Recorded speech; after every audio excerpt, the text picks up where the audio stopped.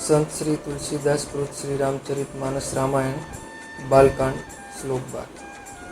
बंधु गुरुपद कंज कृपा सिंधु नर रूप हरि महामोह तम पूज जासु बचन रवि कर निकर। अर्थात हूँ गुरु महाराजना चरण कमलोनी वंदना करूँ छूँ, जेओ दयाना सागर और नर रूपे श्री हरि छे અને જેમના વચન મહામોહરૂપી ઘોર અંધકારનો નાશ કરવા માટે સૂર્ય કિરણોનો સમૂહ છે। બોલો જય શ્રી રામ।